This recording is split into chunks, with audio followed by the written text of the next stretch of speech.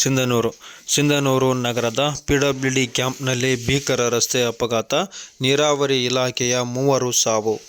ರಾಯಚೂರು ಜಿಲ್ಲೆಯ ಸಿಂಧನೂರು ನಗರದ ಪಿಡಬ್ಲ್ಯೂಡಿ ಕ್ಯಾಂಪ್ನಲ್ಲಿ ನೀರಾವರಿ ಇಲಾಖೆಯ ಕಿರಿಯ ಇಂಜಿನಿಯರ್ಗಳಾದ ಲಿಂಗಸುಗೂರು ತಾಲೂಕಿನ ಮಲ್ಲಿಕಾರ್ಜುನ, ಶಿವಕುಮಾರ್ ಹಾಗೂ ಕಂಪ್ಯೂಟರ್ ಆಪರೇಟರ್ ಸಿಂಧನೂರು ಮೈಬೂಬು ಮೃತರು. ಲಾರಿ ಚಾಲಕ ಮತ್ತು ಕ್ಲೀನರ್ಗೆ ಗಾಯವಾಗಿದ್ದು, ಬಳ್ಳಾರಿ ಆಸ್ಪತ್ರೆಗೆ ದಾಖಲಿಸಲಾಗಿದೆ.